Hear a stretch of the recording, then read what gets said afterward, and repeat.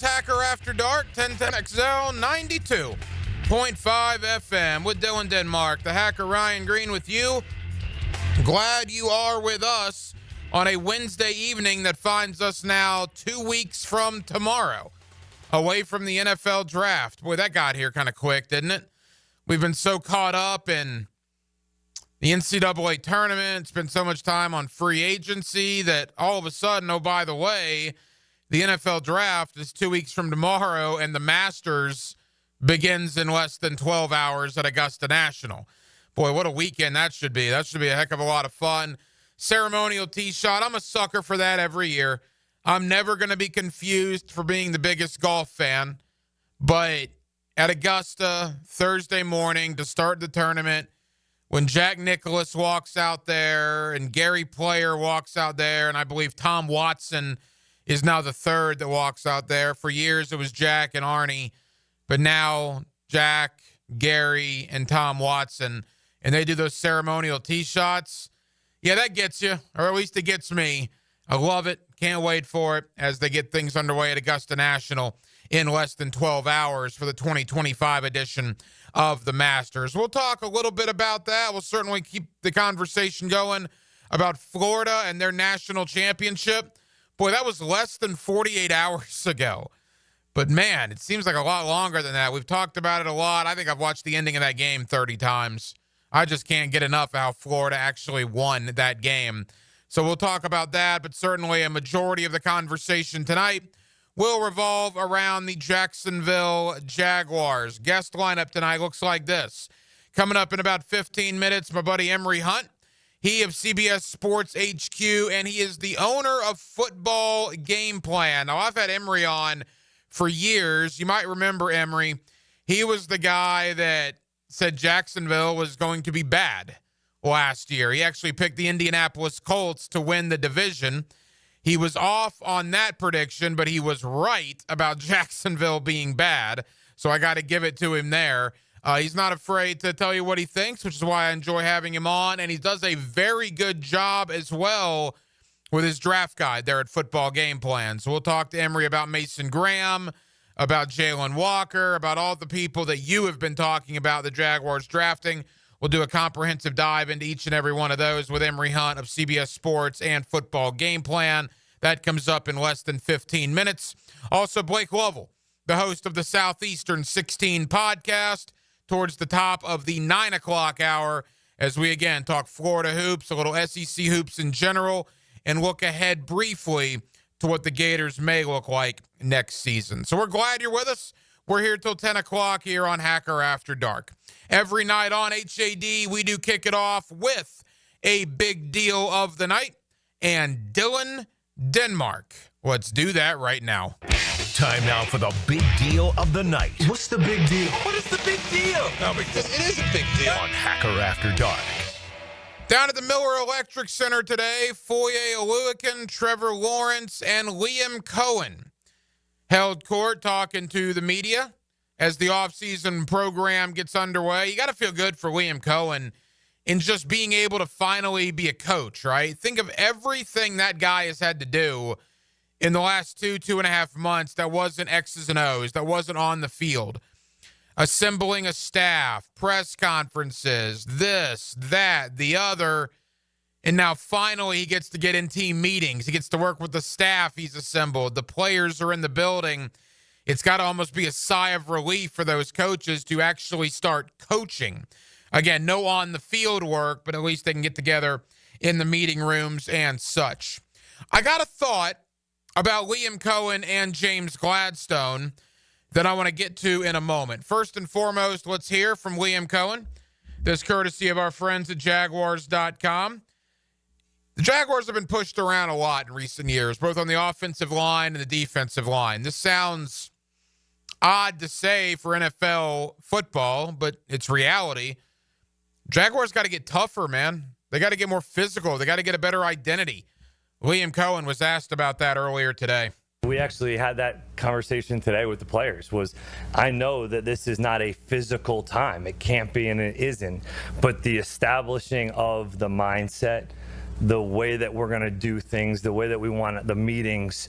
Like Coach Camp brought up today, our meetings should be tough, right? Like, we're learning new information. It's all very new for everybody. That's hard. It's hard to do for a coach, for a player. It's hard to learn. So when you do hard things and you come out on the other end, usually you say, well, I got tougher from that. So we do believe that we can start to establish that. That was similar in Tampa last year when we got to the off-season program and got into it. You could start to see the toughness come out in the way that we broke the huddle, the way that we communicated, the way that we actually ran off the ball. You could see some of that stuff come to life. We've talked about culture here with the Jaguars for a long time, too. And I don't even know necessarily what that means anymore because we've talked so much about it. They didn't really have much of it with Urban Meyer. And truthfully, the last year and a half, they had very little of it with Doug Peterson and Trent Baalke. So now it's Liam Coen's turn. It's James Gladstone's turn. And Liam Coen was asked earlier today about building a culture here during off-season workouts. We had a team meeting about rules and regulations, introductions. We had a team meeting as well about our style of play, first and foremost. Really, before we dive into the culture, we're going to dive into the way that we're going to play out on the grass. We also had a culture meeting with the entire building, which was really cool, where it was all departments, everybody was involved, and it was just a cool way of getting together, establishing the communication lines and how we want to do things and operate. So it is very important at this moment in time for us, yeah. And Jaguar head coach Liam Coen earlier today at the Miller Electric Center. Thank you again to Jaguars.com. So here's my thought on Liam Coen and James Gladstone. All right. Now, I'm not going to lie to you. I never do that. I always shoot you straight, and I've been wrong many, many times. And I'd like to think that I admit when I'm wrong. I've been wrong about the Jaguars the last couple of years. I think a lot of us have. Heck, I picked them to go to the Super Bowl in 2023. They did start 8-3, but obviously then collapsed. I picked them to finish second in the division last year because I misread the talent on the roster, or maybe I was just hopeful that the Jaguars had enough talent on the roster, which obviously they did not. They've lost 18 of their last 23 games. So I don't think I've intended to sell you a bag of goods the last two off seasons, but it might have looked that way on the surface. Now tonight, I'm not going to say anything about the roster. I'm not going to say anything about the players, expectations or whatnot. It's April 9th. All right? I have no idea. We don't even know who the 10 draft picks are going to be yet. So I'm not going to sit here and make a proclamation that, you know what? I really like this roster. I like the way things are coming together because who knows? The roster's not near set yet. But what I will tell you is this, and we can save the tape, and if in February they're the worst team in football, we can replay this, and I will openly admit to being wrong again. Because I have no problem admitting when I'm wrong. But I don't think I'm going to be wrong about this one. Got to tell you, man, there's something about Liam Coen and James Gladstone and Tony Boselli. I don't know what it is, but it's positive. I just get a good vibe, a good aura, a good zen every time I hear Liam Coen speak, every time I hear James Gladstone speak, and every time I hear Tony Boselli speak. I just feel good about that part of the organization. And when you feel good about the head coach, the general manager, and the EVP of football operations, everything else hopefully will fall in line. Oh, but Hacker, Liam Coen's never been a head coach, and James Gladstone's 34. Yeah, you're right. You're absolutely right. It's not like we brought in a Super Bowl winning coach here, right? It's not as if we brought in a coach with national college football championships. Liam Coen doesn't have any of that. It's not as if we brought in a head coach like Mike Mularkey or Doug Marrone with previous NFL head coaching experience. You know what Liam Coen is? He's different. You know what James Gladstone is? He's different. And we've never had an EVP of football operations that's a former Hall of Fame player. So that in and of itself makes Tony Boselli's role different. And I don't know if you've seen the record the last 12 years. 12 plus years. It's not very good here in Jacksonville. You know what that tells me? Anything different, in this case, is good. And because Coen, Gladstone, and Baselli are different than what we've had around here for a long, long time, count me as a guy who's buying in. If it comes back to bite me, it bites me. But I like what I hear from the head coach, the general manager, and the EVP of football operations. And you know what? There's been a lot of times over the years where I did not like what I've heard from head coaches and GMs around here. That, again, makes this situation now in Jacksonville different from what we've had in years past. Hopefully it works out. Foye Oluokun and Trevor Lawrence both met the media as well. You know, Trevor Lawrence is really interesting because he's a guy that's talked about the shoulder issue. He's going to be on maybe a little bit of a pitch count heading into the year. But everything points to the fact that he's going to be ready to go by training camp. I don't think there's any concern there. The other thing that I find of interest is the footwork thing. Liam Coen, on an interview, I believe on SiriusXM recently, said they want to work with Trevor on better footwork. I'm paraphrasing here, but that's essentially what it said. Work on getting his footwork better. And Trevor was asked about that today. And listen to what Trevor says. This was surprising to me. About the footwork issue that he apparently has. Yeah, just there's some things that, there's some things I've known about my footwork over the years of playing that I felt like have been a little bit of a weakness. So there's some things that we've talked about of just what are those things? What are we identifying as things to work on? And then the system is built around timing and tying your feet to your progression and playing on time, and so it allows you to get backside, allows you to get to check downs or whatever it may be, and you can feel comfortable playing on time. And more than any system I've ever learned, it's structured and based on that, and it's so everything's tied exactly to, all right, this route is on this timing, so then your next progression is off of this footwork off this timing, so it all ties in perfect. You don't have multiple routes declaring at the same time, which is hard as a quarterback because then you're sitting back there and you got to make a decision before really the guy's open or covered, So I think they've done a really good job with this system of really thinking through how does it tie into a quarterback's feet, and that's what we've been talking about. And it takes some work and flipping my stance, just some little things like that are small that many people wouldn't notice, but it is I have so many banked reps of the other way. I got to just get all these on my own and work them, so once camp comes around, I'm ready to go. Jaguar quarterback Trevor Lawrence, he said at the beginning of that soundbite that, there's some things about his footwork that he knows were weaknesses. Liam Coen comes in here and in less than 2.5 months has pinpointed those weaknesses. I got a wild question for you, and I brought this up on the Frangie show earlier. I mean, Doug Peterson, Press Taylor, and Mike McCoy were here for 3 years, right? Did they not notice there was a footwork issue? If Trevor even notices it, and Trevor even mentions it, that he knows some of the footwork things that he does were some weaknesses that he has, and Liam Coen has noticed it in 2 months of watching tape, what was Doug Peterson, Press Taylor, and Mike McCoy doing? I guess better question is, what were they not doing? Well, we know they weren't winning games the last year and a half, and they weren't calling anything remotely close to an interesting offense the last year and a half. Geez, I don't know about that, man. I don't know. Call it checking out, call it whatever. What were they doing with Trevor? I mean, Doug Peterson and Press Taylor and Mike McCoy and that entire staff were brought here to make Trevor better. Is there any question Trevor's worse off now than he was back at the end of 2022? It's not even close, right? I mean, Trevor regressed under that staff. And now Liam Coen has been given the task of rebuilding Trevor back to where he was 2.5, 3 years ago. It's been an interesting offseason. 10 free agents brought in. 10 draft picks for the Jaguars beginning 2 weeks from tomorrow night.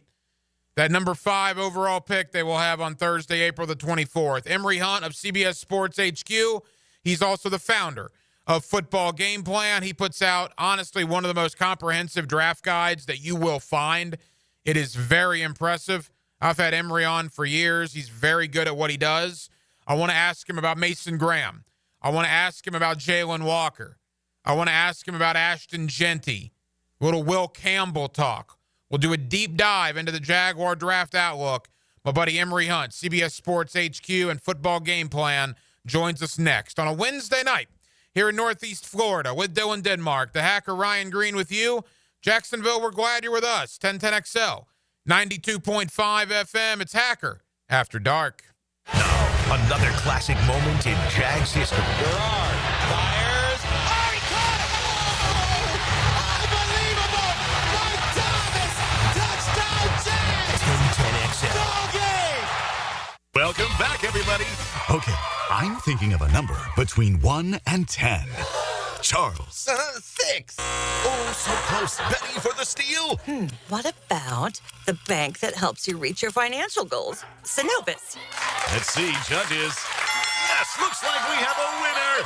That's a number? Sorry, Charlie. Remember, a solid financial future doesn't happen by chance. Talk with Synovus about your potential today. Brought to you by Synovus Bank, member FDIC, equal housing lender. The number was 4. If you are an experienced electrician looking for your next big opportunity, look no further than the Miller Electric Company, a trusted name in the industry for over 96 years. At Miller Electric, we tackle the biggest projects in the city, offering you the chance to showcase your skills on a grand scale. We believe in rewarding hard work with the best pay, top-notch benefits, and an unbeatable culture where people actually care about each other. Take your career to new heights with Miller Electric Company. Apply today at millercareers.com. Miller Electric, an equal opportunity employer. Bueller, stay cooler with Bueller. Hey man, what's that noise? Do you hear it too? You can hear it, right? Yeah, it's your air conditioner. It's like a grinding or a rattling. And it's getting on your nerves, right? Like it's eating at your brain and you can't think straight, but it just keeps grinding and squeaking and taunting and nagging. You're not good enough. You're a failure. Why can't you be more like your sister, the lawyer? Yeah, I don't hear that last part so much. Yeah, but it's not cool, right, Jason? It could definitely be cooler. At Bueller Air and Plumbing, we can totally repair whatever that noise is and get your AC working smoothly and silently. We fix these things all the time. So I won't be a failure? Life should be enjoyed. If some irritating, broken air conditioner is making you crazy, you could miss it. Stay cooler with Bueller. Visit BuellerAir.com. Your shrimp in a bag. Jumbo Shrimp Baseball is home at the newly renovated Five-Star Ballpark this week. Tomorrow is Coors Light Thirsty Thursday and JWB Night. Don't miss fireworks on Friday and Saturday, plus kids round the bases after Sunday afternoon's game. Baseball all weekend. Tickets start at just $5. JackShrimp.com for tickets. Jumbo Shrimp Baseball. Affordable family fun.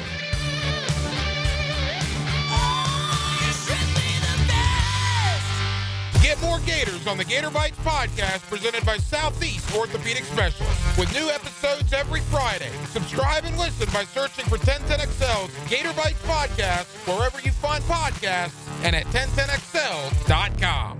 Is your backyard ready for the big leagues? Pick it here for Surfside Pools. Serving Northeast Florida since 1977, they have the home field advantage. Family owned and operated, offering weekly pool service, equipment repairs, commercial maintenance, remodels, and new pool construction. Let Surfside Pools make your backyard dreams a reality. Are you ready to float happy? Visit SurfsidePools.net or call 904-246-2666. Surfside Pools and Spas, your hometown MVP. License number CPC 044080.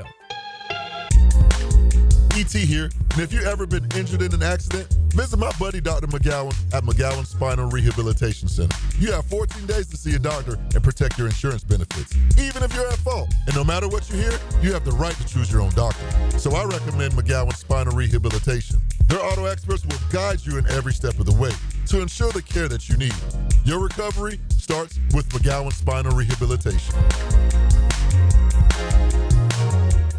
When you're experiencing sudden, unexpected dental pain, the last thing you want to hear is that your dentist can't see you until next week. That's why I'm so glad I found Harbor Dental Care. Whenever I call, they always find a way to see me within 24 hours, and they can usually fix whatever's wrong the same day. Plus, they have locations throughout Jacksonville, so no matter what side of town I'm on, I can always count on the same great care. If you want to find a dentist who believes in treating people right, learn more at harbordental.care. That's HARBOUR dental.care. Beat the spring cleaning rush with big savings and priority booking by calling our heroes at Zero Res. This month, get Zero Resified from Jacksonville's #1 carpet cleaner. You'll get 25% off all cleaning services. That's right, 25% off. Check out 8,000 raving customer reviews if you don't believe me online. Call them, 904-287-5727, or visit their website, ZeroResJacksonville.com. Zero Res, spell it forwards or backwards. It's the right way to clean. Zero Res. It's game time for your business, and Advanced Business Solutions has the winning play. With Xerox copiers, you'll never miss a deadline. Fast, reliable, and built for high performance, Xerox copiers keep your team ahead of the competition. From printing to scanning, Xerox brings the MVPs of efficiency to your office. Ready to make the winning move? Hire the champions at Advanced Business Solutions. Veteran owned. Printers, copiers, and IT management. Advanced Business Solutions. How likely is it to live to be 100 years old? The answer coming up. When you file a claim with Southern Oak Insurance, we schedule one of our trusted vendors to work directly with you, which means a faster claim resolution. Find out more at southernoak.com. Our family protecting yours. Southern Oak Insurance. In the United States, about 5% of women live to be 100, but only 1.8% of men. Southern Oak Insurance. Our family protecting yours. 1010XL is presented by Farah & Farah, exclusive injury law firm of the Jacksonville Jaguars. Protecting you and your family. Call 396-5555. Jacksonville. Back here on 1010XL and 92.5 FM in the city of Jacksonville, your home for the Jacksonville Jaguars, and we are glad you are with us. Just 2 short weeks away from the NFL Draft, Thursday, April the 24th, up in Green Bay, Wisconsin. Of course, the Jaguars, 10 draft picks overall as it stands right now. 6 of those are in the top 126 selections, and of course, they have that number 5 overall pick. Let's talk about the Jaguars draft, and let's look back on the offseason that has been with Emory Hunt. You see him on CBS Sports HQ. He's also the founder of Football Game Plan, and Emory's always kind enough to join us here on 1010XL. Emory, it's been a little while, man. How are you?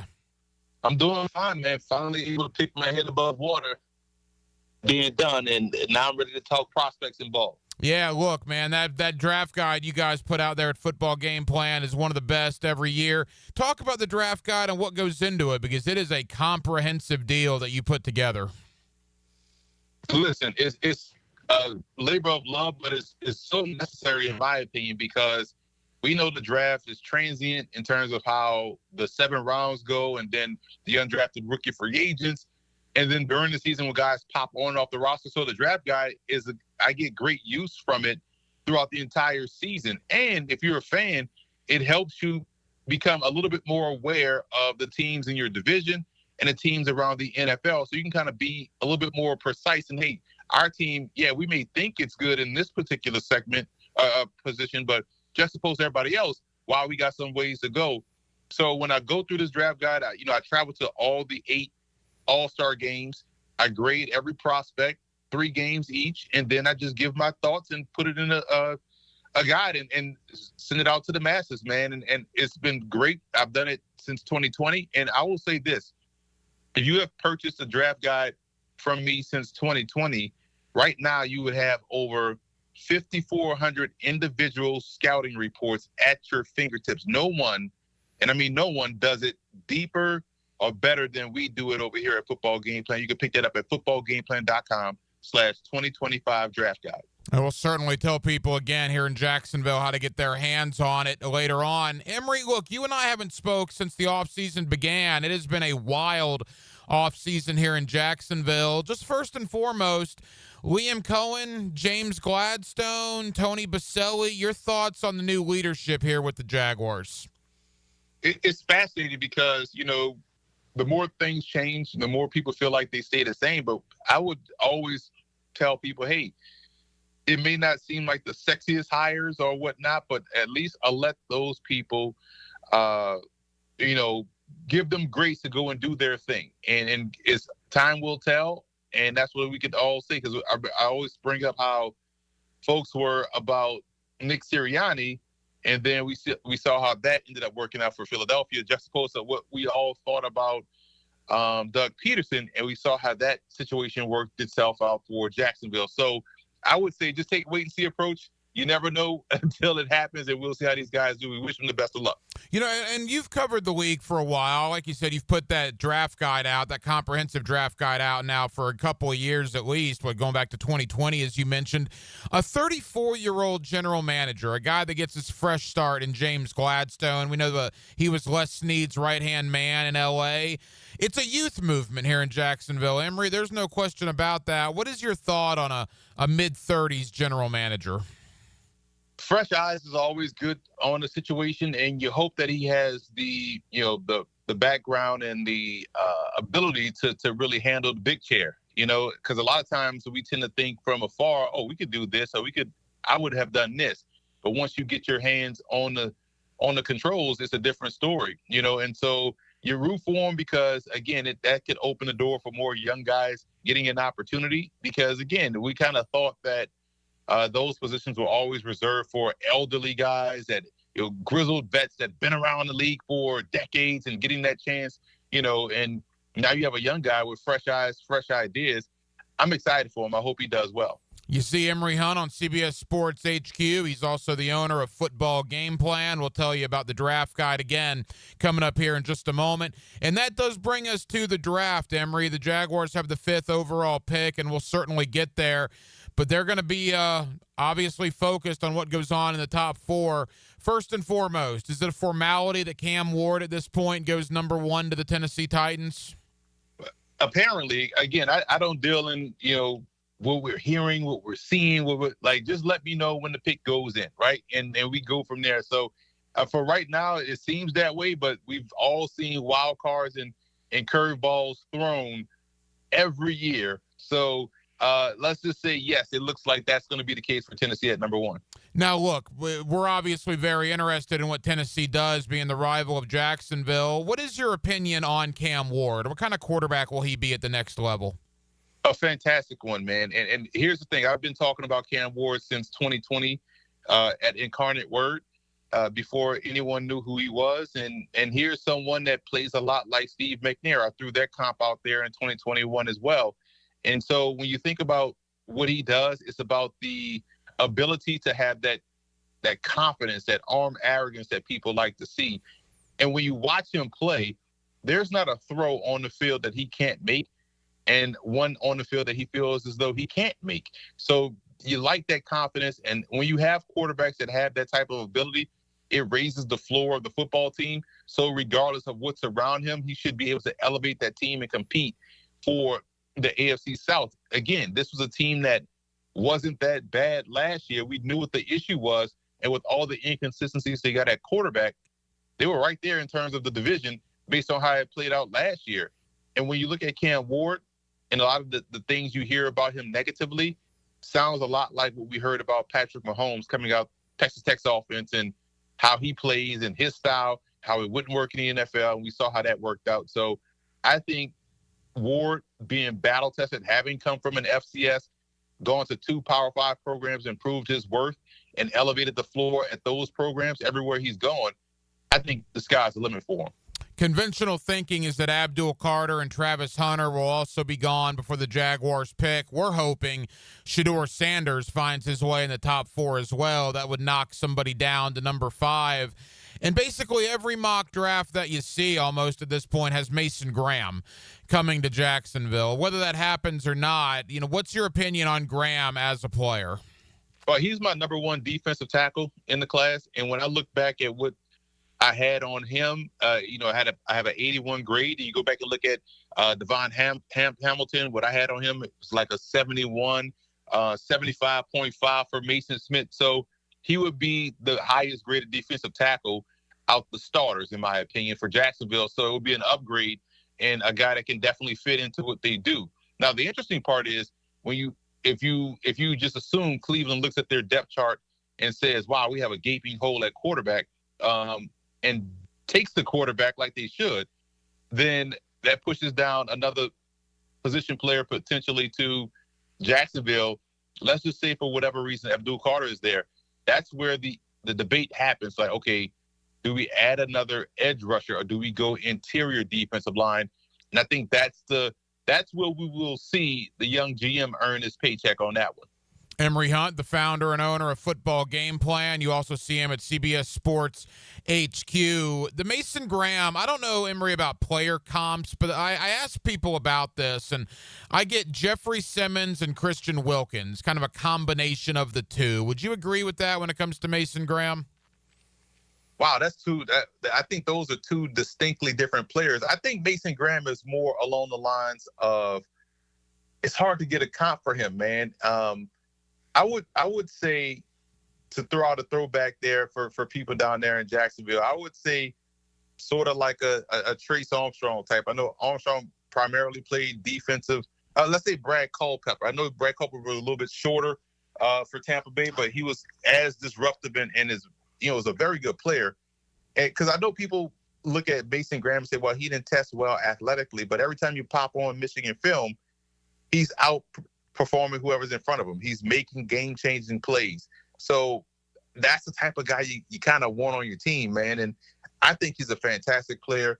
Sometimes he may be a little bit aggressive getting upfield, but I'd rather tell somebody tone it down than having to tell them ratchet it up, No, I agree. And look, the thought here is the defensive tackle is a need, but apparently it's a deep defensive tackle class, Emory. And Jalen Walker's name has been brought up here.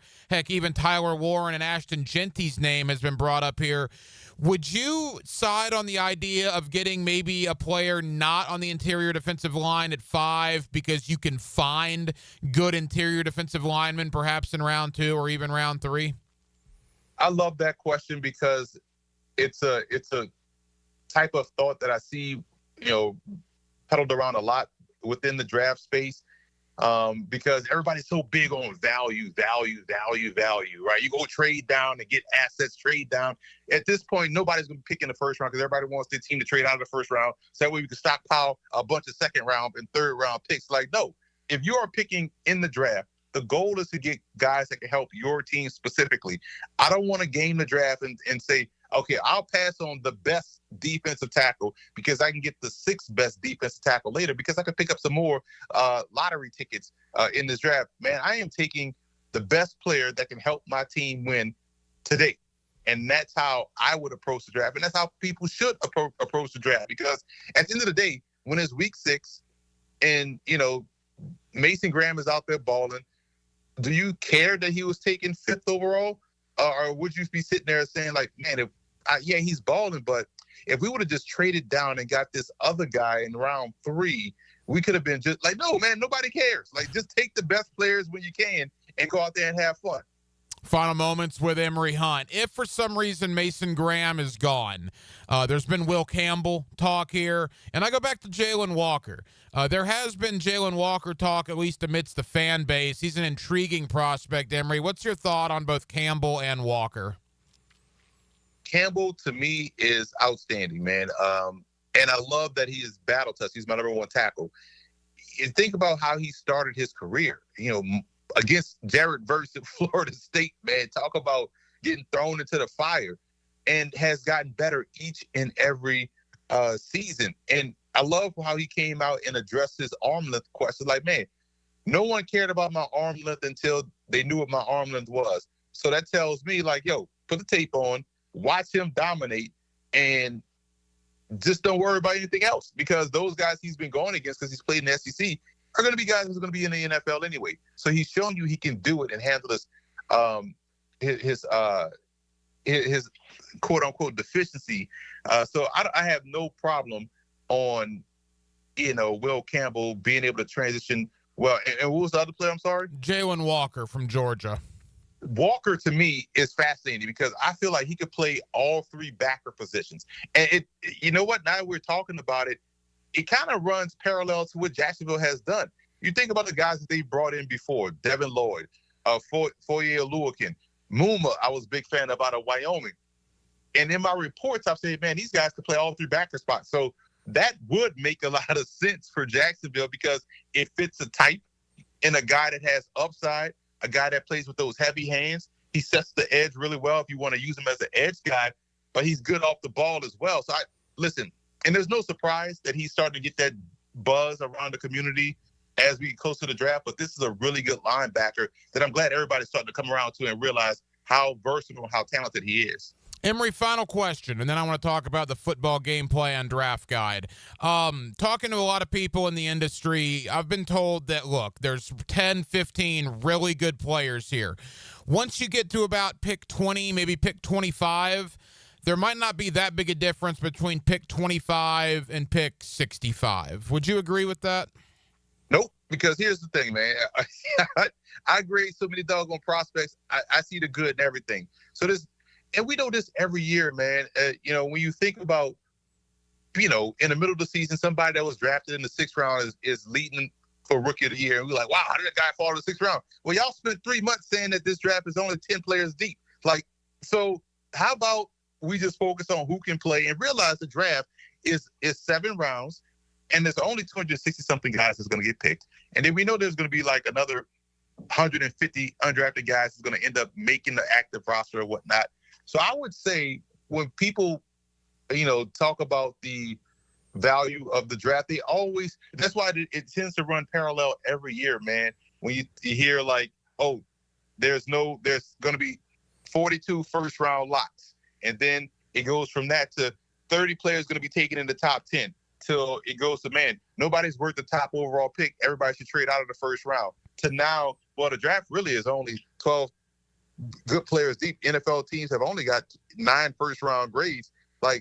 Man, the draft is full of good players. And if you're drafting right and trust your evaluations of the scouts that are out there all year round, already working on the next class, gathering all this information, trust that you could find 7 very good football players for your football team. Emery, tell the good folks here in Jacksonville about the football game plan draft guide and where they can find it.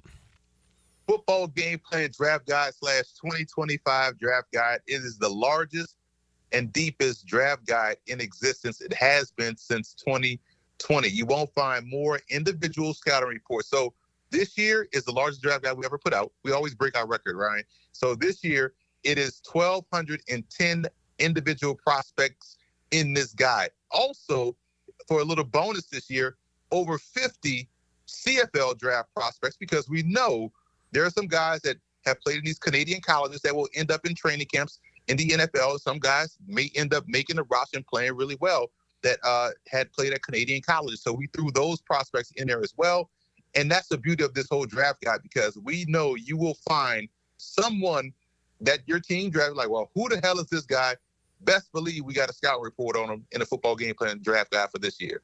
He's one of our favorites, Emery Hunt, CBS Sports HQ, and, of course, the owner of Football Game Plan. And you can go get your hands on the 2025 Football Game Plan Draft Guide right now. Emery, we certainly appreciate it. Thank you, pal. Let's maybe reconvene after the draft, and we'll see how the Jaguars fared.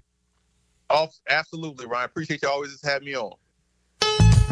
You down with J-A-G? Yeah, you know me. You down with J-A-G? Yeah, you know me. You down with J-A-G? Yeah, you know me. Who's down with J-A-G? The Bold City. 1010XL, proud flagship station of the Jacksonville Jaguars.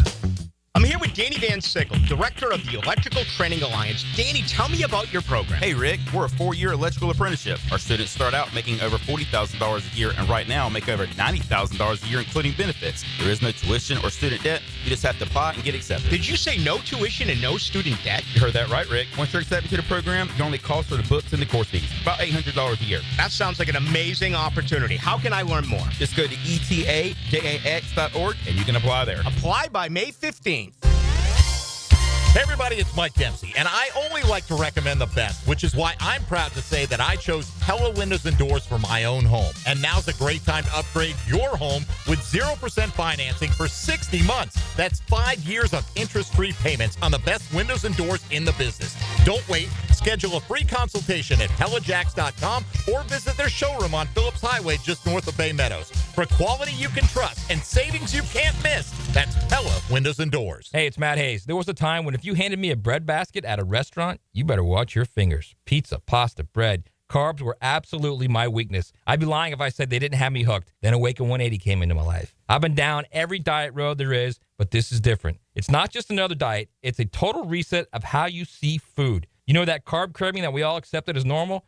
That's gone for me now. Don't get me wrong. I still enjoy the good stuff, but here's the difference. I no longer feel like I need them. So when the server puts that bread basket on the table, I just smile, sit back, and say, nah, I'm good. That feeling of control is all thanks to Awaken 180. I lost 40 pounds in 9 weeks on Awaken 180. Hacker lost more than 110. Baloo is on his way, and you can lose whatever you want to lose. It doesn't matter what your goal weight is. Awaken 180 weight loss will get you there quickly and safely. It's a clear path to success without disappointment. Awaken 180 has changed my life, and it will change yours too. Give them a call at 844-346-1800 or go to awaken180weightloss.com. Trust me, you'll thank yourself. Here's your 1010XL community calendar of local events and nonprofit groups helping people here at home. If you'd like to help support domestic violence victims, you can get involved in the Par for a Purpose golf tournament, hosted by Micah's Place at the Golf Club of Amelia Island on June 20th. Register and learn more at micahsplace.org/golf. The Tom Coughlin J Fund helps families battling childhood cancer, and there are ways you can help.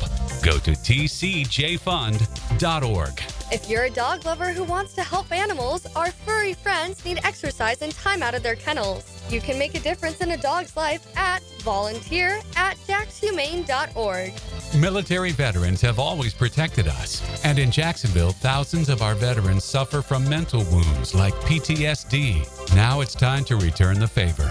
Learn how you can help at woundedwarriorproject.org. You can find out how to share your community event at 1010XL.com. At the First Coast YMCA, you'll find much more than just a gym. We offer many ways to help you become more active, reach your weight loss goals, and find your inner strength. Membership at the Y includes state-of-the-art facilities, a huge variety of fitness classes, and programs for all ages. It's easy to join the Y since it's affordable for all incomes. The Y is a great place to make connections and experience something new.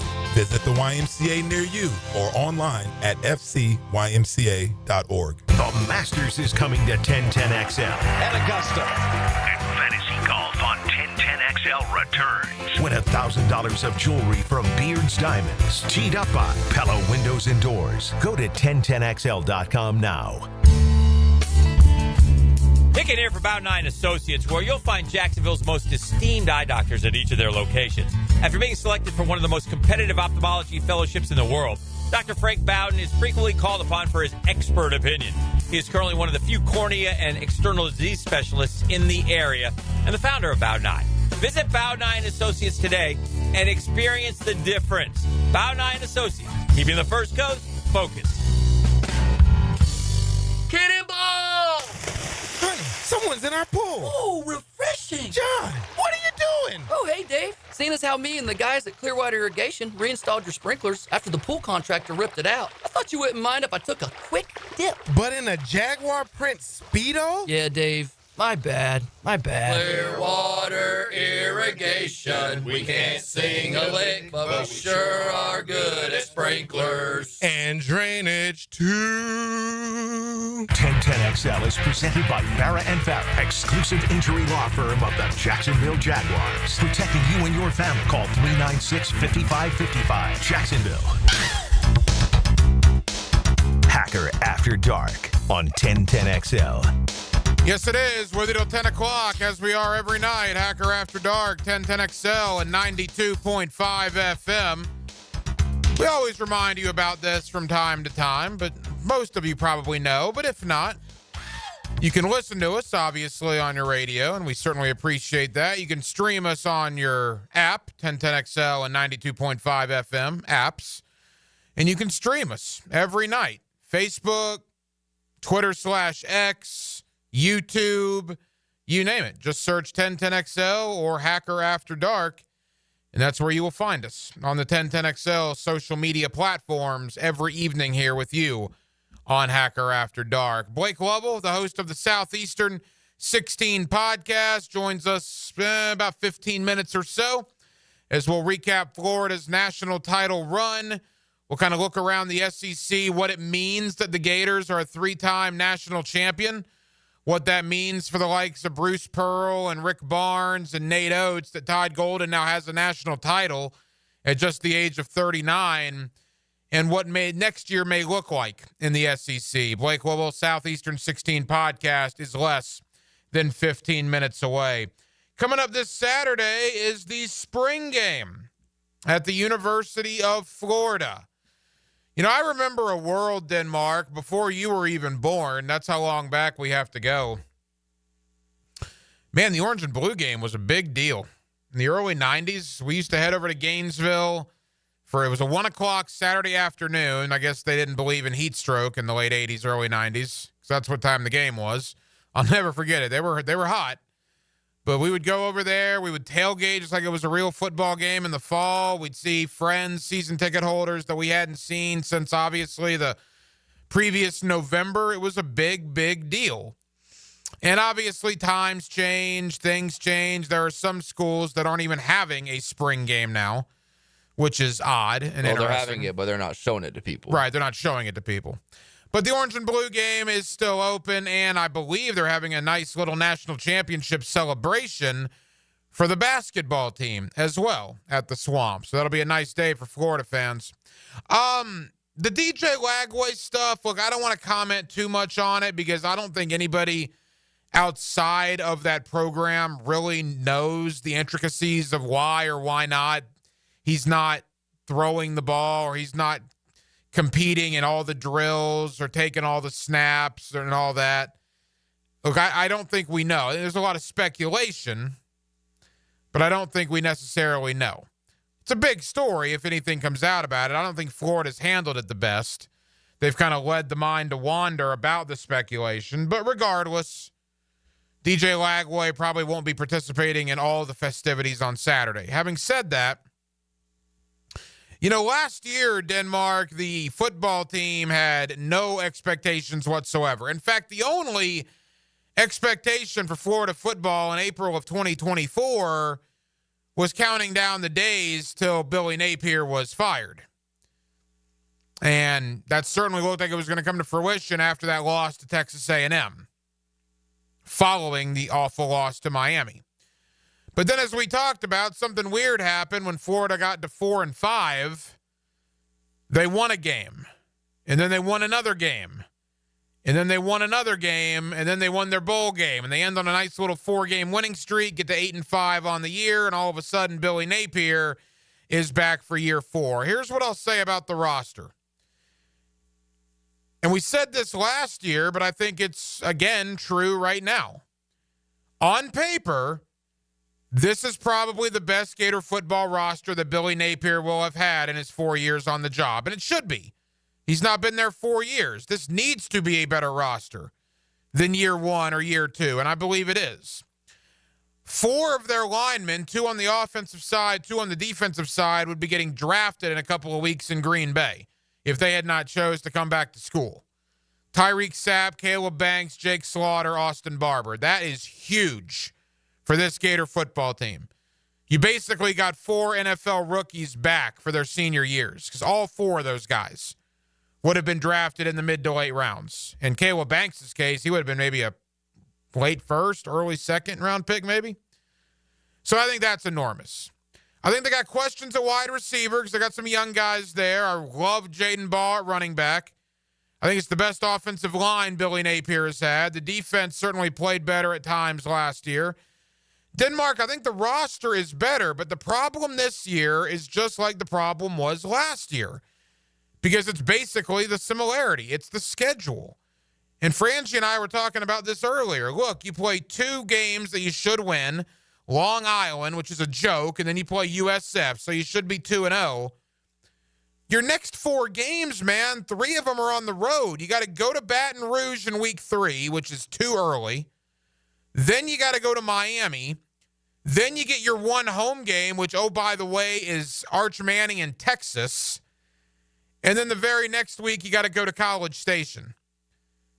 I mean, I would take 2-2 in that 4-game stretch right now and not think a second thought.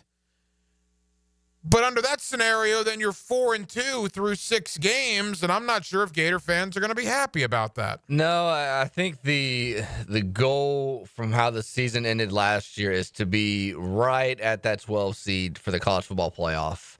And you mentioned the schedule. Florida has the 15th, 16th best odds out of any team in college football to win a national title. And their over-under win total is 6.5 wins. Yeah, I mean, the schedule's brutal. It's ridiculous. And we always talk about the schedule and how the committee's going to look at it. And, the last couple of years, with the 14 playoff, it was 2 losses and it's tough to get in. I wonder if this schedule, and if it's as hard as we think it's going to be, and we did this last year, and it didn't seem to be as hard as it was because Florida State kind of fell off. Texas A&M started good, but then fell off toward the end of the year. If Florida has 3 tough losses, will the committee look at that and say, okay, this team is still good enough to be in the playoff? And it's going to depend on everybody else, but that's the main question it's going to be. I can't imagine Florida can navigate a 9-3 record with this schedule.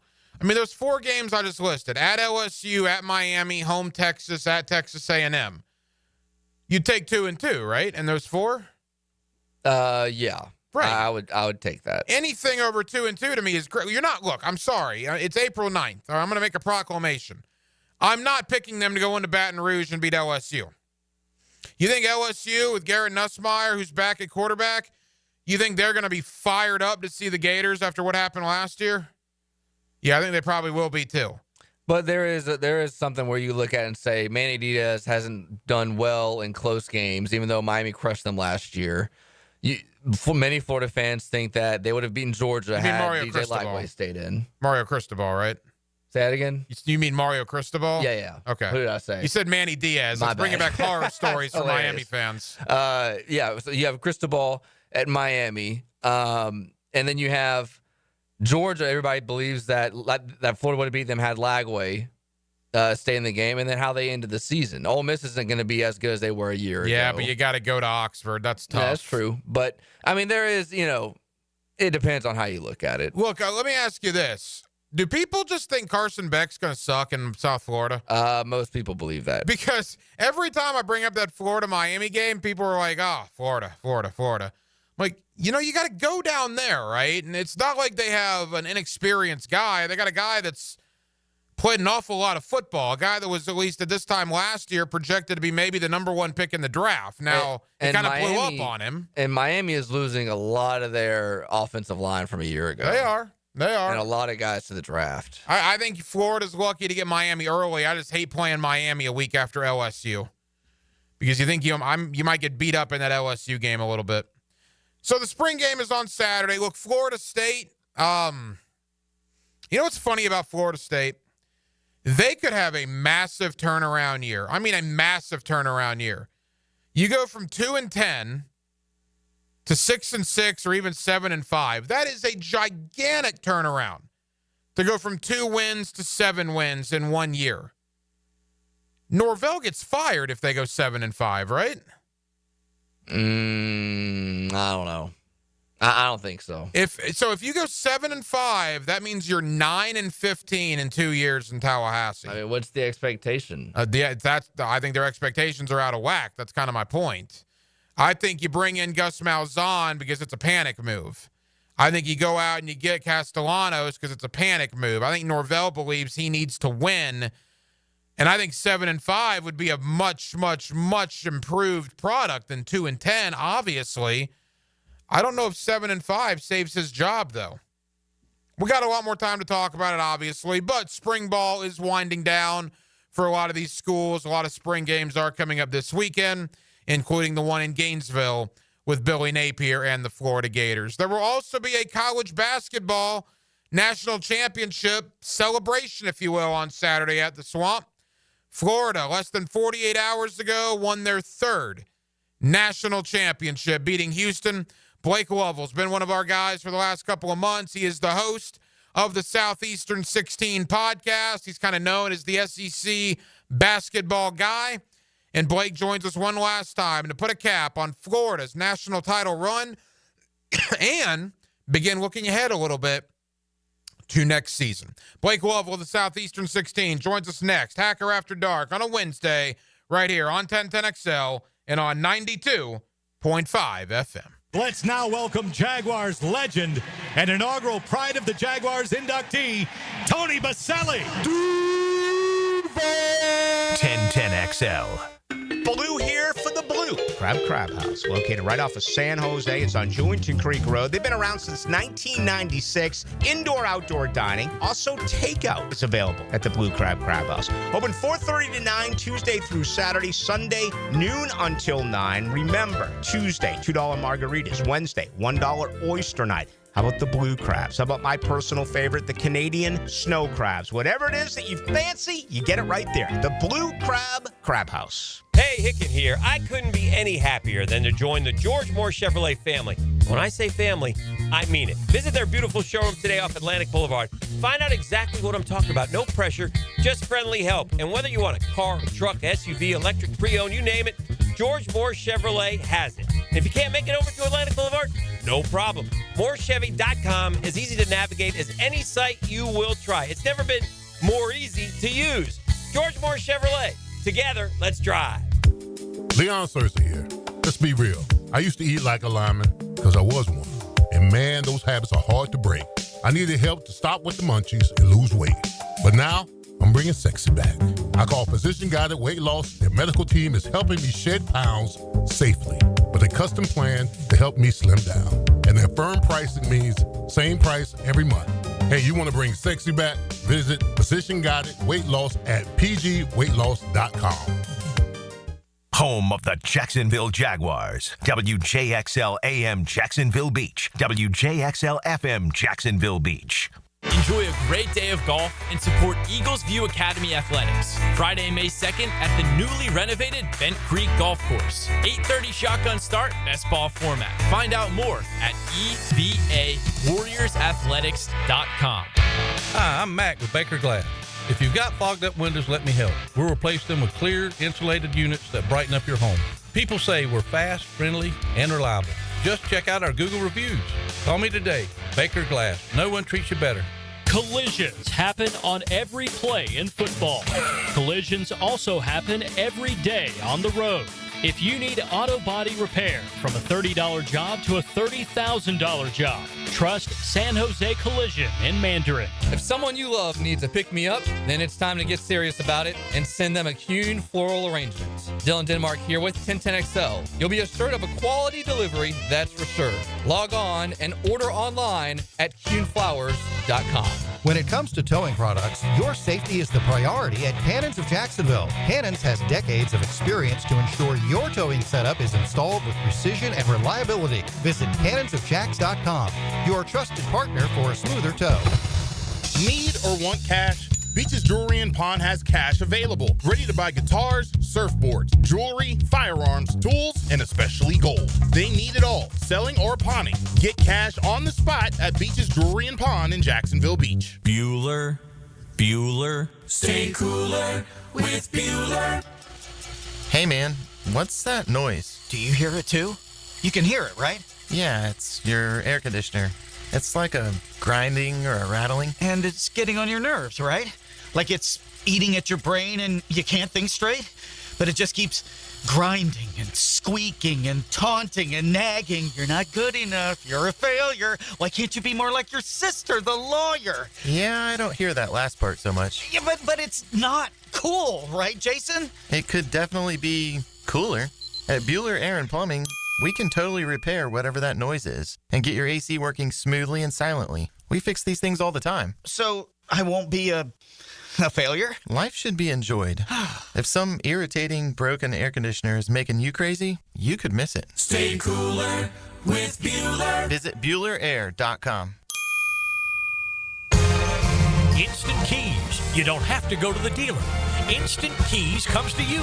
For lost or broken keys or nearly any make and model of vehicle, call 722-1111 for Instant Keys locksmith service. Hey guys, it's that time of year again. The home team is looking for new players on the field, and you're looking to get that old car or truck out of your driveway. I can help. This is John Johnson over at First Coast Recycling. We buy junk cars. Draft us to buy your old car or truck for fast cash. Just call 904-294-1659 for a quick and easy quote from First Coast Recyclers.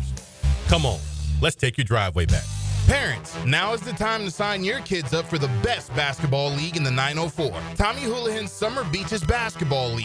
Season starts in June, and games will be played in the St. Paul's Gym. Go to TommyHoulihanBasketball.com for all the info. 1010XL is presented by Farah and Farah, exclusive injury law firm of the Jacksonville Jaguars. Protecting you and your family. Call 396-5555. Jacksonville. Back here on 1010XL at 92.5 FM in the city of Jacksonville, your home for the Florida Gators, and that now is being said as the national champion Florida Gators after they cap off just an unbelievable ride of March Madness, ultimately winning over Houston 65-63 to bring home the program's third basketball championship. Blake Lovell of the Southeastern 16 podcast has been kind enough to join us basically all tournament long, and he's with us here once again tonight on 1010XL. Blake, how we doing? Yeah, doing well, Ryan. I know the same for Florida fans. Couldn't be much better right now after cutting down the nets. And as we said, what was a historic Final Four, all one seeds there. Statistically, the best Final Four group of teams we've ever seen. And so kind of fitting that the SEC champion of the SEC tournament would go on to win the national champion, and kind of show that this was certainly an unprecedented season, not just for the SEC, but I think Florida as well. Blake, look, I mean, you look at the back-to-back titles, obviously, they were unbelievable with Noah, Horford, Brewer, Torian Green, Billy Donovan. I mean, they are the standard of which all Gator programs or all Gator teams will be measured probably moving forward. Having said that, those 12 tournament games, those 2 years, only 2 or 3 of them were ever in doubt with 5 minutes to go. Particularly the second team, it was mostly domination. The first team had to survive Georgetown. There were some other issues, but by and large, there wasn't a lot of nail-biting in those back-to-back title runs. This third one in 2025, you legitimately can say certainly 4 of the 6, and maybe if you want to lump Maryland in at halftime of 5 of the 6 games, you did not know if Florida was going to win, which I think makes this title maybe even more sweeter.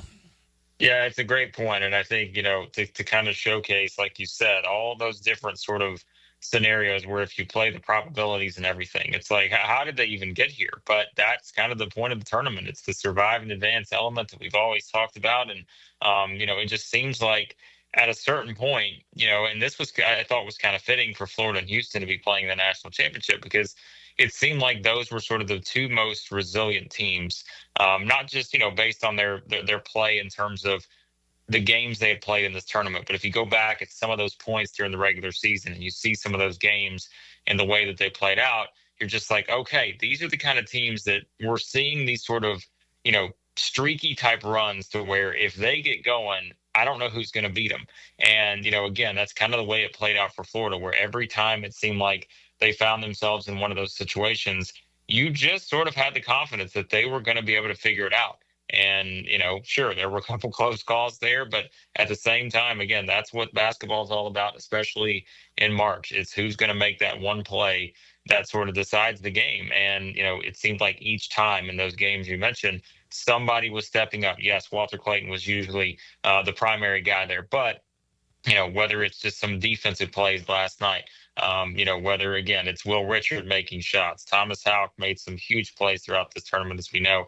That was sort of the story of this team, is that even though, a lot of it was going to be based around what Walter Clayton could do, the reason they were so resilient is because they had so many different guys that could sort of at any time make that one big play that completely changes the complexion of the game. And it seemed like that was certainly on full display throughout this entire tournament. Blake Lovell is the host of the Southeastern 16 podcast. He's with us here on 1010XL in Jacksonville. Blake, you and I didn't talk between the Elite Eight and the Final Four. I actually had a couple of your guys on from the Southeastern 16 podcast, and we appreciate both Chris and Max joining us last week.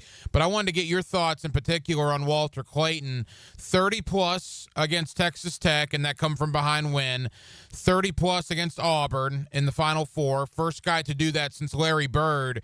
But isn't it fitting that on a night where it wasn't working really offensively for him for the most part, he makes the defensive play of the season with 5 seconds to go?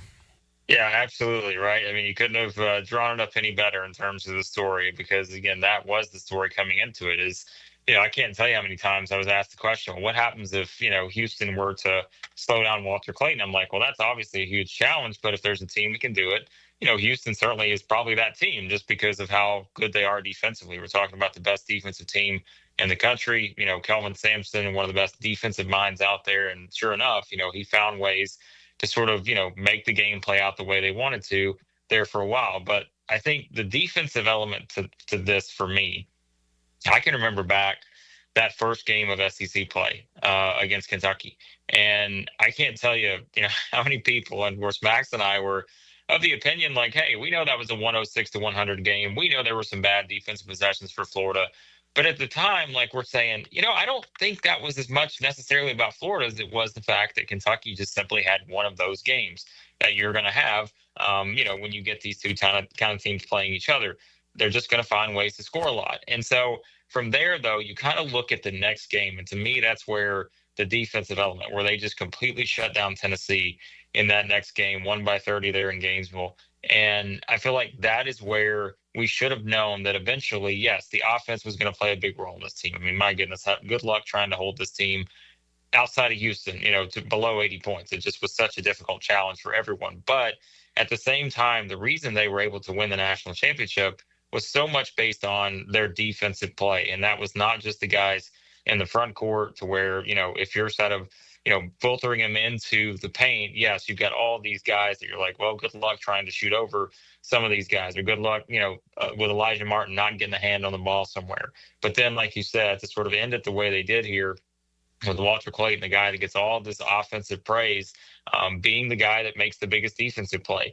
I mean, that just, as we said, sort of shows you the full kind of picture for this team as a whole. It wasn't just one thing that got them there. It wasn't just one, other thing. It was just the entire, sort of skill set that all these guys had that sort of came together to win this thing. And I thought another really poetic thing about the win over Houston was the fact that Florida would not have even been in this game if not for Will Richard in the first half. 28 offensive points for the Gators.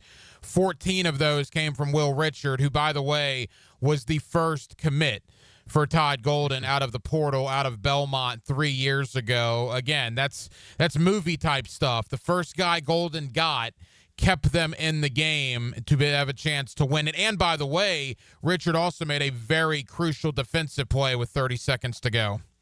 Yeah, absolutely. And I can remember, of course, here in Nashville, like at Belmont, and I can just remember thinking, man, this is a guy that obviously, transfer portal, all that. Like, yes, he's going to have an opportunity to go somewhere and play a lot of minutes. And, even kind of going into that first season, as you said there with them, you could sort of tell right away that Will Richard was going to be a very big part of this. If they were going to build it to this level, you would expect him to be a part of it. And sure enough, like you said, I mean, he was kind of the guy. And, I went on a radio thing on Monday afternoon, and it was like, got asked the question, well, what happens if Houston shuts down Walter Clayton? Who's going to be the guy that steps up? And, I'm like, well, there's so many different options you can choose from, right? But I'm thinking, I just remember some of those stretches this year that Will Richard has had. And I'm like, I feel like he's that one guy that if you give him enough opportunity, and then he has one of those type games, like he can be the person to beat you. And again, we've said that about different guys on this team all season, but I just think that's what wound up being the case here, where he just had that kind of game that they knew that someone was going to have. If you did not have Walter Clayton coming out, scoring the first 10 points of the game or something like that, you just knew someone else was going to have one of these games for it to all come together.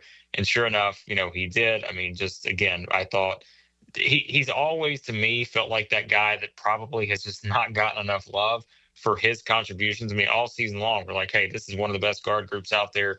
The conversation always leads with Walter Clayton and Elijah Martin for what they bring. But I'm like, Will Richard is just that guy that seemingly is just always there with a chance to beat you. And I'm glad he sort of had the opportunity again, just me watching him years ago here in Nashville, Belmont, to kind of come full circle, win this national championship now. And as you said, be the first person that was sort of locked in from Todd Golden to have that opportunity to do so.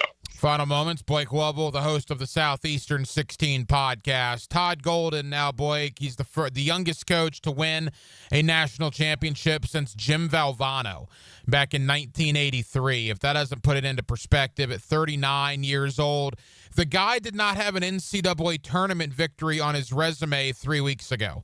And now he has a national championship. And in the way they did it, particularly the analytics against Texas Tech to foul those 2 times that they did. What do you say about Golden, and where does this kind of put him on the tier list, if you will, of basketball coaches right now? Yeah, I mean, he's got to be up there. I don't know how he couldn't be, just because, like you said, I think he's someone that, in an era where it feels like, I mean, how many coaches have we seen sort of from the old school group, retire over the past several years or step away from the game because it is such a changing landscape, whether it's NIL transfers, even the analytical side of things. I mean, that's just become such a big part of college basketball. And I think you're seeing someone here in Todd Golden who has just completely sort of been able to, again, sort of change with the times. And I think that's where, you have a young guy like this that's sort of seeing the direction the game is going in, being able to identify those things you have to have on a roster to be successful. And, again, I think that speaks to what he can accomplish beyond just winning this national championship this one season at Florida, because I think he is someone that has embraced all these different things that are new about this, this new landscape of college basketball. I mean, let's call it what it is. And so I think, if you're a Florida fan, certainly you're very optimistic about the future. But I think, a huge part of that has to be just the confidence you have in your coach, because of his ability to really understand, the things that you have to win a national championship now. And I think, again, that sort of always goes back to just the roster construction element of it. Certainly NIL, we know, plays a huge role now, but I think the NIL will be in a pretty good spot for Todd Golden after you win a national championship. So he's going to rank right up there. And he's got something that a lot of other SEC coaches and, of course, coaches around the country still don't have. And, like you mentioned, he's only 39 years old. So 3 titles for Florida, Blake. I mean, that's rarefied air. They joined Villanova. I think they're tied for 8th now, and there's 360 programs in Division I college basketball. It'll be a football school. It always is a football school. I'm certainly not going to argue that. But when you think of Florida basketball now, I mean, whether you want to have the blue blood conversation or whatever the verbiage is you want to use, man, it's interesting now, right? With now 3 basketball titles to their credit. Yeah, it is for sure. And I mean, I think, you certainly tie that into the SEC and what we've seen. Just like we said, I mean, this was a historic year on every single front by every metric you could find. I mean, there just was not another season like this for a single conference. And so you're talking about a team that now sits at the top of that and feels like it is kind of that program that all of a sudden has established itself in the toughest season for this conference ever and goes on to win the conference tournament title, wins the national championship. And so now, I mean, that sort of sets that expectation that, like you said, we understand the football element and all that, but at the same time, I mean, this is what you do when you win a national championship. Like, this becomes the thing that sort of drives you. And I think it's going to be exciting to see, not just how Florida, but all these other programs are able to build going into next season and beyond, knowing that this is kind of that new standard that you've set, not just for the SEC, but for college basketball, period. I mean, there are other conferences now that are looking up saying, how do we get 14 teams in the tournament? How do we get this many teams in the Sweet 16, Elite 8, and so forth? And so, for Florida kind of to be the leader now heading into, coming out of a year like this for the SEC, that there's no doubt, like, this has to be viewed as one of the best programs in the country now. And again, I mean, they, in my opinion, based on how you build the roster, obviously it's going to look a little bit different. And we got plenty of time to talk about that in the offseason. But I mean, you would think they're going to put themselves in a position to be right up there once again next season. Blake, final question. Obviously, we're the radio home of the Gators, so we're a little close to it, but you cover all 16 SEC teams with the Southeastern 16 podcast. How will this Gator team be remembered? 5, 10, 15 years down the road, when somebody says 2025 Florida, what will you remember? Yeah, I think it really is the context of not just what they did, but who they did it against. And I think that's where they have to rank up there pretty high historically, because it wasn't just where you were in a league that got 5 teams into the tournament. This wasn't a Duke scenario this year where you're like, that is legitimately the only team that is a huge threat in their conference at the power conference level. We know that wasn't the case. I mean, they played another SEC team in the Final Four. They played the number 1 overall seed in this tournament in Auburn. And you felt like there were multiple other Final Four contenders in this league. And then to be the last team standing from that in the SEC, but then to beat, again, the teams that you beat to get here. You go and beat the defending back-to-back national champions. You beat, a top 10 Ken Pom team in Maryland, top 10 in Texas Tech. And you just look at the path that they had to get here. I think this will have to go down as one of, again, sort of the strongest bodies of work for a national champion that maybe we've ever seen. And I don't, will people remember it that way? Who knows? But I think they should, because when you look at what they did this entire season to go 36-4 in this conference and to beat the teams they beat on the way to winning a national championship, to me, that has to rank right up there historically with one of the best, seasons and finishes maybe that we've seen. Blake, tell the good folks here in Jacksonville about the Southeastern 16 podcast and what you guys will have coming out in the coming days and weeks. Yeah, I appreciate it, Ryan. Yeah, find us on YouTube, Southeastern 16, or any podcast app you use there. Of course, we'll be tracking all the transfers that will be coming in and out of the SEC. And as we start to look at the rosters ahead and everything there, we'll kind of do some, season wrap-ups, talk more about Florida in their national championship this week as well. So, yeah, find us at Southeastern 16 on YouTube. Blake, you've been great to us for the last month or so, man. We really appreciate it. We'll all take a deep breath. We'll reconvene in a couple of months. Thank you, my friend. Sounds great. Thanks, Ryan.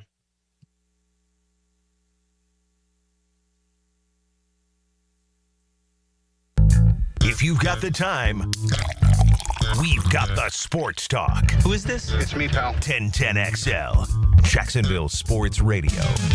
Hey, it's Matt Hayes. There was a time when if you handed me a bread basket at a restaurant, you better watch your fingers. Pizza, pasta, bread. Carbs were absolutely my weakness. I'd be lying if I said they didn't have me hooked. Then Awaken 180 came into my life. I've been down every diet road there is, but this is different. It's not just another diet. It's a total reset of how you see food. You know that carb craving that we all accepted as normal? That's gone for me now. Don't get me wrong. I still enjoy the good stuff, but here's the difference. I no longer feel like I need them. So when the server puts that bread basket on the table, I just smile, sit back, and say, nah, I'm good. That feeling of control is all thanks to Awaken 180. I lost 40 pounds in 9 weeks on Awaken 180. Hacker lost more than 110. Baloo is on his way, and you can lose whatever you want to lose. It doesn't matter what your goal weight is. Awaken 180 weight loss will get you there quickly and safely. It's a clear path to success without disappointment. Awaken 180 has changed my life, and it will change yours too. Give them a call at 844-346-1800 or go to awaken180weightloss.com. Trust me, you'll thank yourself. St. Johns County parents, does your kid have energy to burn? Want them to play a sport for their middle school? Sign up today for the St. John's Middle School Athletic Association. Tackle football, dance, and cheerleading. Who doesn't want their kid to be the next NFL quarterback or dance floor diva? You know how fast your kid can go from playing Xbox to practicing their touchdown dance or sideline cheer? Visit sjmsaa.org. sjmsaa.org. The Edwin Watts Golf Hour will meet you at the green. Blue skies, fresh cut grass, birds chirping. The Edwin Watts Golf Hour. Grip it and rip it. Get tips, tour notes, and the latest gear Saturday mornings at 10 on 1010XL. Guys, your lawn's the home field. Now you can champion your St. Augustine grass. TopDressing.com just hit Jacksonville with a game-changing patented process. Aerate and transform your turf into a fairway-worthy masterpiece. Less water, shorter cuts, and the envy of every neighbor. No one else delivers a perfect 10 lawn like this. Visit TopDressing.com and dominate your block with the same process that golf courses use. Top dress your lawn like the pros with TopDressing.com. Hey, this is Coach Jason Gibson of your Jacksonville Sharks. I know the importance of a strong game plan, and that's exactly what I've got with Clay Solar Installation Partners. They did the install of the solar panels at my house, and I couldn't be happier. Lower energy bills, clean power, and a winning team that made the whole process easy. If you're looking to save money and go solar, trust the pros at Clay Solar. Call Karen at Clay Solar today and tell them that Coach Gibson sent you. 1010XL's running game takes a giant step forward. Well, Fred Taylor is the whole package. Fred Taylor joins Dan and Jeff on the drill. Monday morning running back with Fred Taylor is fueled by Epstein and Robbins and Monahan Jewelers. Are you thinking about a pool for your home? Blue Haven Pools is Jacksonville's largest pool builder. They've built pools for over 20,000 satisfied families since 2000. It's never been easier to design the perfect pool for your home, family, and budget. Call Blue Haven Pools today at 904-620-0090 to get a free in-home estimate for your in-ground pool, or visit bluehaven.com. Don't let another summer pass by without a pool. Join thousands of happy Jacksonville pool owners in a Blue Haven pool.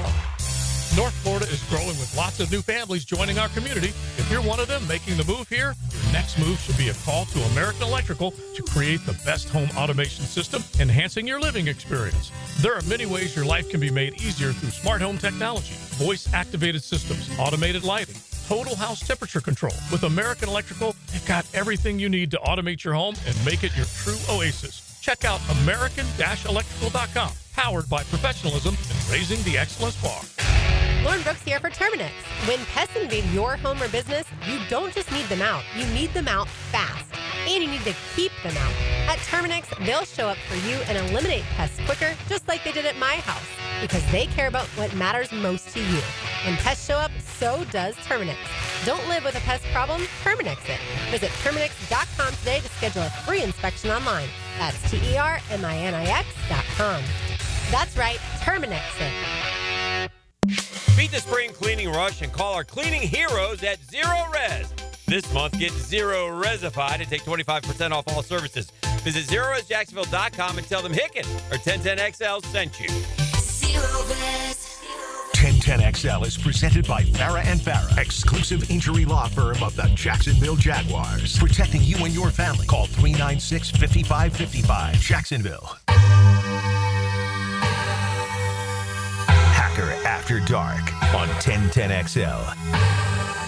Yes, it is till 10 o'clock. Glad you're with us. 1010XL and 92.5 FM. Coming up in less than 10 minutes, back into the world of the National Football League. Again, the NFL Draft 2 weeks from tomorrow night. Joe DeLeon, A2ZSports.com, is one of their main NFL draft guys. He, along with my buddy Ryan Roberts, they both do a terrific job at A2ZSports.com. So Joe DeLeon will join me, and we'll take a look. Jaguar draft, Mason Graham, Jalen Walker, Ted McMillan, Will Campbell, all the guys that you know. We'll also expand it, second, third round, what the Jaguars may look to do there. So a lot of draft talk coming up at the bottom of the 9 o'clock hour. Luka Doncic has made his return to Dallas tonight in a Los Angeles Laker uniform. Tribute for Luka as he was introduced. Again, one of the worst trades in the history of sports is what Dallas made. Just an absolutely ridiculous trade. And how about this? You never know how a guy's going to respond when he goes back to a place like Luka going back to Dallas. Lakers are up 83-74 right now, 90 seconds to go in the third. And our guy Luka's got a 38-burger. 38 points for Luka Doncic against his former club. Mix in 5 rebounds, 5 assists as well. Lakers are up 9, but again, Luka's going to go for 40-plus, it appears, in his return to Dallas. Orlando gets a victory tonight as well, but the Magic are playing better. They're now 40-40 on the year. They're 500. They got 2 games to go. They will be in that play-in tournament next week. Starts on Tuesday. They look like they're going to play Atlanta. Basically, Orlando's got 2 opportunities to win 1 game. If Orlando and their 2 opportunities can win 1 game next week, they will be in the playoffs, either as the 8 seed playing Cleveland or as the 7 seed playing the Boston Celtics. NBA playoffs should be a lot of fun. I mean, look, The three favorites are Oklahoma City, Cleveland, and Boston. But the Lakers are playing good basketball. The Houston Rockets are playing good basketball. The New York Knicks, the Indiana Pacers are playing decent. In fact, right now in the Western Conference, there's like 2 games or a game and a half that separates 6 teams with 3 or 4 days to go in the regular season. So a lot of interesting storylines coming down the stretch, but I just thought that was interesting that Luka, in his return to Dallas tonight, has gone for 38 already, and they have not even entered the fourth quarter. Denmark, I know your Atlanta Braves started horribly at 0-7. I know they've won 2 out of 3 to get back to 2-8. They're playing the Phillies again tonight. Is it still panic time for you when it comes to the Braves, or are they starting to settle in a little bit? I mean, I'd lean more to the panic side. I mean, the way the NL is, JJ said this earlier, you can't afford to go in these holes like this. And, I mean, now it came to the point where you've got to beat up on all the bad teams, and hopefully you win, 2 out of 3 against all the good teams you're playing. They beat the Phillies last night. Now they're tied 1 apiece in the bottom of the 6th with runners at corners. So hopefully they get a win tonight and they can take this series, and then before they play Tampa this weekend. You know what? Just a diehard Rays fan that I am. You haven't brought it up at all. Well, it's because I've been a little caught up in Gator basketball. But now that Gator basketball is over, I'm all into the Tampa Bay Rays. They're at Legion's Field there in Tampa. They finally won again. They were 4-2. They had lost 4 games in a row. Mike Trout just flew out to end the game. So the Rays are in the win column tonight, 5-4 over the Angels. The Rays go to 5-6. I'll tell you this, not to spend a lot of time on it, but the Rays have done really, really well in playing in a ballpark that holds 10,000 people. Remember, they're not in the Trop because of the roof damage to the hurricane. They've done really well in playing in what the Yankees spring training home is amidst the issues there to Tropicana Field. They beat the Angels tonight 5-4. Let's talk a little NFL draft. Joe DeLeon, A2ZSports.com. We'll focus on the Jaguars, the first round pick, and the subsequent picks in round 2 and round 3. A little draft talk on a Wednesday night. It's Hacker After Dark here on 1010XL and 92.5 FM. He won 3 national titles at Miami. 3. Played in a Super Bowl with the Steelers. Super Bowl. And went to the Pro Bowl with the Jaguars. Are you saying what I think you're saying? Leon Searcy on XL Primetime. Afternoons 2 to 4 on 1010XL. Blue here for the Blue Crab House, located right off of San Jose. It's on Jewington Creek Road. They've been around since 1996. Indoor-outdoor dining. Also, takeout is available at the Blue Crab House. Open 4:30 to 9, Tuesday through Saturday. Sunday, noon until 9. Remember, Tuesday, $2 margaritas. Wednesday, $1 oyster night. How about the blue crabs? How about my personal favorite, the Canadian snow crabs? Whatever it is that you fancy, you get it right there. The Blue Crab House. Plumbing problem? AC not blowing cool? Septic tank backing up? No need to call 3 different companies. Just call Duck Duck Rooter. At Duck Duck Rooter, we do it all. Plumbing, septic, and air conditioning with expert technicians in each department. One company, one call, one easy bill. No hassle, no runaround, just fast professional service from highly skilled techs who know their stuff. Need help? Call 904-862-6769 today and let Duck Duck Rooter handle it all. DuckDuckRooter.com. So, you finally have some time to yourself. Even if it is just the car ride home, it's you time. And look at you. Do not disturb set before you even got in the car? Impressive.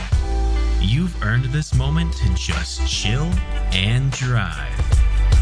This break is brought to you by Target Zero and the Florida Department of Transportation.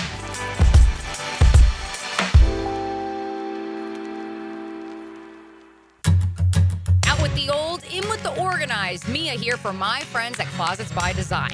Freshen up your home this spring with a custom organization solution. For a limited time, take advantage of our spring special and enjoy exclusive savings on closets, garages, home offices, and more. That's 40% off with an additional 15% off with 12-month special financing through April. Spring on this deal before it's gone. Call today to schedule your free in-home consultation with Closets by Design. If the green jacket fits, Scheffler outshines them all at Augusta. Listen for 1010XL Masters updates covered by TopDressing.com and St. John's Middle School Athletic Association. Denny Thompson here. You got to check out Tyson's Showroom Home Theater with surround sound and comfy theater chairs. You can transform your living room into a cinematic experience. I can stay there to watch all my games. It's that comfortable. Call Tyson today and bring the theater experience home. Tyson Sound and Security, your security, home theater, and home automation experts. New showroom at 3555 U.S. Highway 17 in Fleming, Iowa. I'm Stacy, and I want to tell you about my fogged up window fiasco at my house. I called up Mac at Baker Glass. He told me all I needed was a glass replacement. The process was so easy. All within a few days, they came out, measured, called me with an estimate, cut my glass, and came out to install the new ones. Now my view outside is fog-free thanks to Mac and his crew at Baker Glass. And my neighbors think I got some fancy new windows. I'm Mac with Baker Glass. No one treats you better. If you suffer from constant burning, tingling, or numbness in your hands or feet, it could be a serious condition called neuropathy.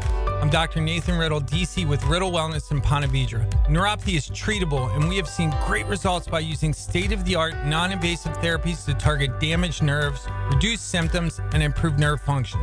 Call 904-395-5598 to schedule your free consultation today and learn how you can live pain-free. Call 904-395-5598. Hey, Hicken here, or just call me Dreamfinders Danny. For a limited time to ring in the new year, Dreamfinders Homes is offering an amazing 4.99% fixed interest rate. Now's your chance to lock down that rate and get in the game. You heard me right. It's 4.99 fixed interest rate on select move-in ready homes. Visit dreamfindershomes.com for sales event information and get in the game. Interest rate available on select move-in ready homes. Restrictions and limitations apply. Go to dreamfindershomes.com for more details. At Cannons of Jacksonville, they know that when you're towing anything, you gotta have products you can rely on. With over 50 years of fabrication expertise, the family at Cannons can repair or install precisely what you need to tow with confidence. Whether it's a heavy-duty hitch, trailer frame, gooseneck, tow bar, or any other towing accessory, Cannons will provide you with unmatched precision and durability. For all your towing needs, visit cannonsofjacks.com, where quality and customer satisfaction collide. Tired of weekend projects turning into weekend disasters? You're not alone. Building a fence isn't as easy as it looks. Let's face it, your neighbor Steve still hasn't fixed his lopsided masterpiece. But Superior Fence and Rail makes it easy. Highly trained professionals, top quality materials, and a fence you'll love for years to come. Skip the stress and call the pros today. SuperiorFenceandRail.com. Hey everybody, Jennifer Marion with Randy Marion Cadillac in Jacksonville here to say hello, and we'd sure like to have your business. You know what? They're going to love the king of price. My dad believes in making great deals and having a great selection in stock. Cadillac XT4s, XT5s, and XT6s, and Escalades. The all-electric Cadillac Lyriq. CT4s and CT5s. Cadillac luxury and selection is just waiting for you. At Randy Marion Cadillac, Southside Boulevard, Jacksonville. And don't forget, tell them Jennifer sent ya. 1010XL is presented by Farrah & Farrah, exclusive injury law firm of the Jacksonville Jaguars. Protecting you and your family. Call 396-5555. Jacksonville. Now, the cool down from the cool guys at Donovan Air Electric and Plumbing. Fast, reliable, and honest service since '87. Back here on 1010XL at 92.5 FM in the city of Jacksonville, your home for the Jacksonville Jaguars, and we are glad you are with us. All of a sudden, you look on that calendar, we are basically 2 weeks away from the NFL draft. It comes up 2 weeks from Thursday up in Green Bay, Wisconsin. Of course, the Jaguars, 10 draft picks in total, including that number 5 overall selection. Joe DeLeon does a terrific job. A to Z Sports is covering college football and, of course, the NFL draft. And Joe is always kind enough to join us here on 1010XL. Joe, how you doing, man?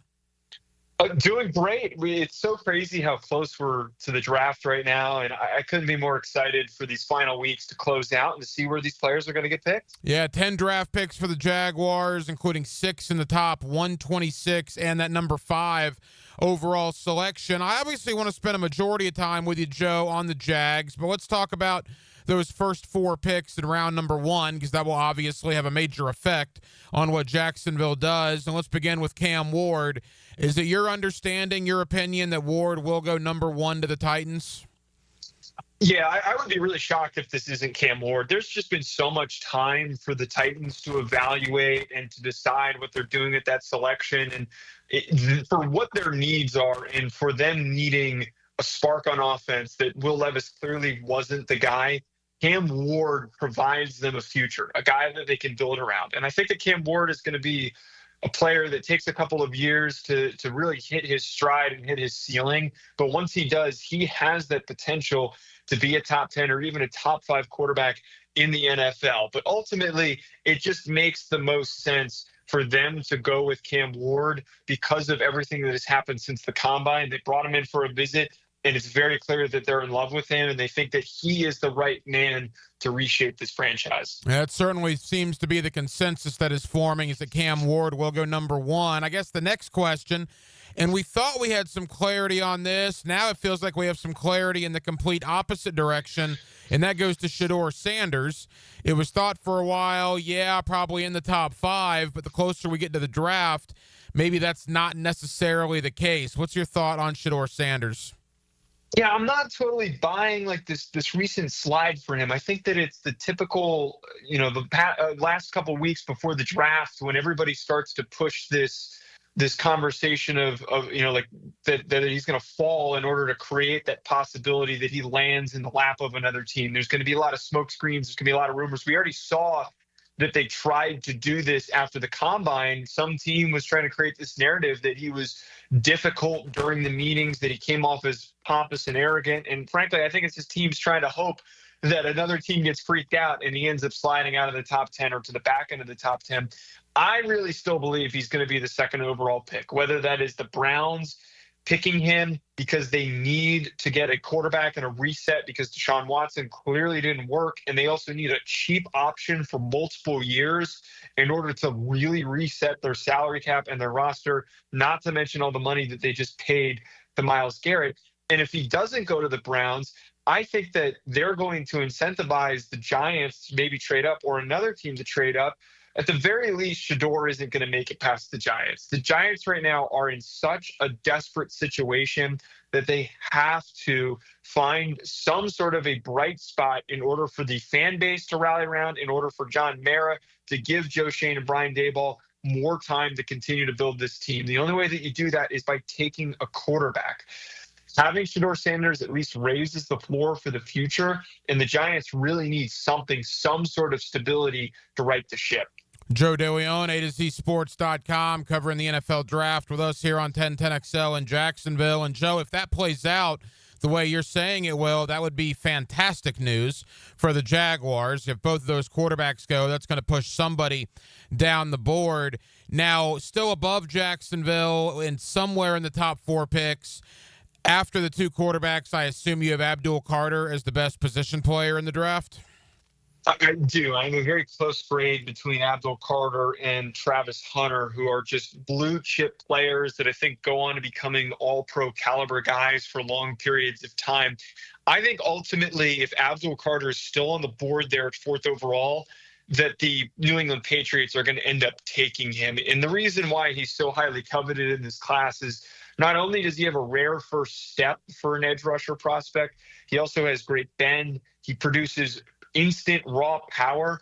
And then the last part about this that is so hard to come by in prospects, he transitioned from off-ball linebacker to defensive end. And he had a great, very productive year. But what was so special about it is that at the beginning of the year, he started by just trying to out-athlete dudes. And then eventually he started by a week-by-week basis showing nuance and attention to detail and how he was using his hands.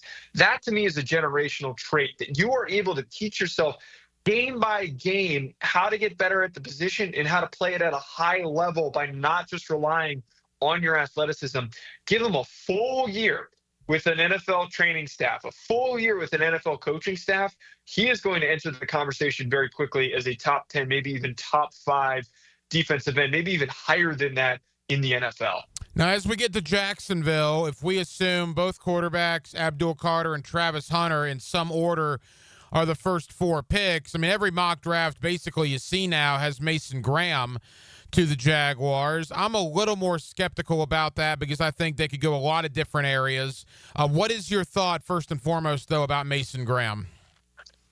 I really love Mason Graham. I think that he is a player that is worthy of going in the top 5, which you have to be in rare categories for specific traits to be a defensive tackle worthy of going that high. You can't just be a guy who's a really good run defender and that just is really tough and good, gives full effort. Like, you can't just be doing all that to be a top 5 pick. You need to be somebody who provides value as a pass rusher, and he plays like a wrestler. He's a former high school wrestler and was super dominant. And what I mean by that is he plays with great leverage, great pad level. He gets underneath offensive linemen despite being around 6'3". And he also generates force very quickly. But most importantly, he has awesome explosiveness and burst that he's just able to explode out of his stance and then pick up steam once he clears a blocker. He is somebody who I think can be a 10 to 12 sack guy in the NFL and then just be a game wrecker as a run defender. That is exactly what you're signing up for with Mason Graham. It would certainly be worth that 5th overall pick. The 2-player comps I hear the most from Mason Graham are a combination of Christian Wilkins and Jeffrey Simmons. Would you agree with that? Yeah, I think that Christian Wilkins and Simmons are 2 guys that make a lot of sense. And you look at both those players, they're very productive as pass rushers, not just as run defenders. So I'm very satisfied with both those comparisons. Joe DeLeon, A2ZSports.com. Now, there has been some talk in the recent days and weeks about some other guys not named Mason Graham. First and foremost, Will Campbell. Your thoughts on Will Campbell, and would you consider, if you're Jacksonville, taking him even if Graham is on the board? Yeah, I really like the thought of Will Campbell, and I think that when you're the Jaguars this offseason under Liam Coen, the priority is building around Trevor Lawrence to some degree. You just paid him all this money. You want him to succeed. You want him to play at a high level. And the first step in doing that is making sure your offensive line is playing as good as it can. I think that Will Campbell, the best thing that he provides outside of the nuance, the attention to detail, and also just the great football IQ to know how to counter pass rush moves from defensive ends. He just knows how to find ways to win despite maybe not being as flexible as some of the other tackle prospects. He also provides you with the flexibility to play multiple positions. And I know a lot of people kind of gripe at moving him to guard, but if you are a team that already feels like you have tackles solidified and you want to take Will Campbell just to have a really good starting offensive lineman, and then maybe you put him at guard, and then in a few years you move him back out to tackle, that is what you're getting. I'm confident that he's smart enough and experienced enough that he will be able to pick up playing any position on the offensive line and doing so at a very, very impactful level. One of the arguments I hear about the Jaguars taking Will Campbell is that the offensive line class might drop off a little bit more than the interior D-line class, meaning Will Campbell, Membo, Kelvin Banks, maybe there's this more significant drop-off in round 2, whereas, yes, Mason Graham is the best interior defensive lineman, but at 36, you might still be able to find a really good interior defensive lineman. Do you buy that? Yeah, that's a big talking point that I've been having with any guest appearance that I've done talking about offensive linemen. I have said that it's better to draft a lineman early and then wait on a defensive tackle, unless it's one of the guys that is in that upper echelon rare category. If it is an Abdul Carter, if it is a Travis Hunter or a Mason Graham, a lot of these guys are kind of grouped in the same general location. So if you're sitting there at 5, or you're sitting there in the top 10 in general, and you're thinking about taking a defensive tackle, if it's Derek Harmon or Kenneth Grant, you can wait until the second round and get a Darius Alexander or a Tyleik Williams. And the same thing applies for edge, where if you're thinking about taking a Shamar Stewart or a Michael Williams, you can wait and end up getting maybe a Mike Green Jr. ends up sliding. Maybe somebody like James Pierce Jr. ends up sliding. There's just options throughout the entire draft, even up until day 3, that are going to be quality starters that you can end up picking. But offensive line, there is a fat drop-off after the 3rd round. Like, there are going to be a lot of guys that I think fans are going to see drafted, are going to go, oh, maybe he starts, and are just going to be career backups. This is one of the weirdest, weakest offensive line groupings that I've ever seen, because there's some really nice names at the top that are worthy of going in the top 15. And there's just so few on day 3 that even really have any developmental upside. It's just a bunch of guys that I think do enough to stick on NFL rosters as backups. Final moments with Joe DeLeon of A2ZSports.com covering the NFL draft. Joe, three other names that would certainly be surprises, but every year it seems like we have a surprise in the top 10. And look, we're still learning James Gladstone. We're still trying to figure him out here in Jacksonville. Is it really going to be best player available, or are they looking for the intangible aspect of things? The first two I don't think would happen, but I'm going to throw them at you anyway. The third guy, there seems to be a lot of talk around him. The first two are Tyler Warren and Ashton Genty, and I would be surprised, but at least you hear their names a little bit. The third guy is Jalen Walker, and you hear more talk about Jalen Walker here now than you certainly did a month ago. What's your quick thought on those three? Yeah, Genty, the first off, like if I were to rate these by likelihood of occurring, I'd put Genty at the least likely, considering that there's been not like significant investment, but investment at running back for the Jaguars. I feel like their running back room might not be in the upper category, but it's of quality. And Genty is a great player. This is a really deep running back class, and it kind of applies to this conversation that we were just having with depth at other positions. If you want a running back, just wait. Go for the more important positions before you start drafting a running back like Ashton Genty. I think that Jalen Walker would probably be second most likely in this circumstance. I'm not the biggest Jalen Walker fan, simply because I think that he is a player that needs a very specific situation and a very specific role in order to thrive. And I look at Jacksonville already having investment at their edge rushing spots with Josh Allen, and then also with Trayvon Walker. It wouldn't really make sense to deploy Jalen Walker because he is going to succeed best as a pass rusher. He is not somebody who is going to win and be strong as an off-ball linebacker simply because he doesn't have the instincts to do it at a high level. It's going to be just like with Hassan Reddick when he was picked by the Cardinals, that there was a hope that he could play Will Backer, and then he just was so unnatural at it. It was a complete fail, and then we've seen the progress that he's had as purely as a pass rusher. The one I think it's the most likely, though, I really like this thought of Tyler Warren, and he and Mason Graham are my two favorite picks right now for the Jaguars.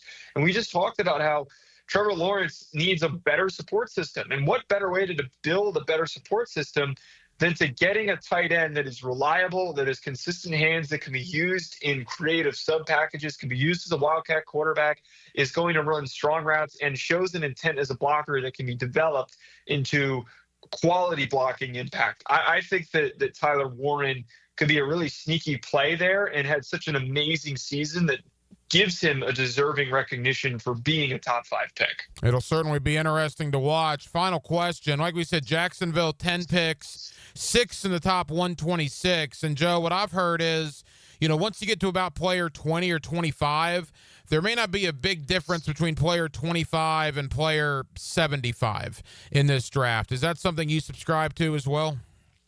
Absolutely. That's a big thing that I keep bringing up and talking about. And it's deemed, I think this whole class has been really mischaracterized. I think a lot of people think that this class stinks. This class is bad just because there's no good quarterbacks. And they just hear about how the way that you described it, where pick 25 is going to be really similar to pick 70 or 75. There's the same level of talent. There's not much of a gap that we usually have in these draft classes. And that to me shows that this class is really good depth. There's a lot of really good players that you can take in the second round and even the third round that go on to be really nice quality starters. If you're a team, and I think the Jaguars fit this description, where they've got premier players like Brian Thomas Jr. and Trevor Lawrence, and on defense, there are different playmakers along that defensive line, that you just need to fill in the gaps with high floor starters. You need guys that are going to do their jobs, that are going to do it at a high enough level that they're not a liability, and then occasionally they have a big game here or there. And that class,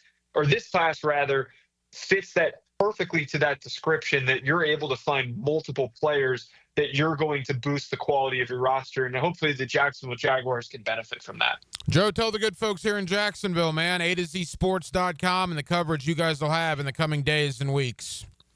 Yeah, you can follow me on X at Joe DeLeon, and then go to the A to Z Sports Film Room channel with my co-host Ryan Roberts and I, as we are dropping all of our position rankings videos this week and next week, and a few more quick hit scouting reports or updates on news. Be sure to go and check that out. It was great getting to catch up, and I'm sure we'll talk soon. Hey, Joe, really appreciate the time. Yeah, man, let's circle back after the draft. We'll see how the Jaguars fared. Always appreciate you, my friend. Of course. Thanks for having me.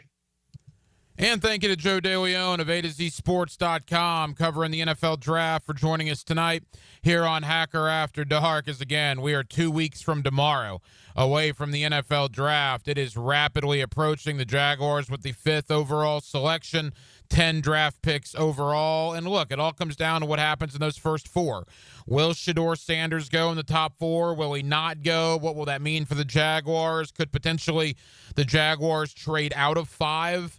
I think all indications are Mason Graham is very, very high on their board. Could it be a surprise like a Jalen Walker out of Georgia? There's certainly a lot of questions that need to be answered, but it's a fun time of year as the draft, again, just over 2 weeks away. And look, the Jacksonville Jaguars have 10 picks overall. They will change the foundation of the roster, and you would have to think of those 10 picks. Look, clearly the first 4 picks, right? The first rounder, the second rounder, and both third rounders are going to come in and you hope to contribute in year 1. And I would even argue maybe the 2 fourth rounders you hope to contribute somewhat in year 1. So you're talking about 6 guys just right then and there. And, of course, they have 10, again, overall in the draft. Well, that will just about do it, man. It has been a very, very busy Wednesday night edition of Hacker After Dark. We certainly appreciate you guys hanging out with us here on 1010XL and on 92.5 FM. We have a ton of people to thank. Again, Joe DeLeon of A2ZSports.com covering the NFL draft. Always appreciate Joe's time with us here on Hacker After Dark. Thank you to Blake Lovell, the Southeastern 16 podcast. Blake has been one of our main college basketball guys for the last couple of months. He does a really good job with that Southeastern 16 podcast covering the SEC, and he's big into college hoops, man. We certainly appreciate Blake taking time out to recap Florida's national championship run. And then back in hour number 1, my buddy Emory Hunt, CBS Sports HQ. You also see him as the owner and the founder of Football Game Plan. The Football Game Plan draft guide is out. It is a comprehensive draft guide. Emory does a terrific job with that. Just go to footballgameplan.com. And again, we thank Emory Hunt for joining us tonight here on 1010XL. Now, we will be back tomorrow. Again, we're in for Hayes Carline, sitting in with Frangie on the Frangie Show. So we'll be on from 4 o'clock to 6 o'clock tomorrow. And then, of course, we will have you right here on Hacker After Dark beginning at 8 o'clock tomorrow evening. Dylan Denmark was your producer tonight. Dylan, great job as always. I'm the Hacker Ryan Green. And again, Jacksonville, thank you for spending part of your Wednesday evening with us right here on Hacker After Dark on 1010XL and on 92.5 FM. So for all of us here on HAD, have an absolutely terrific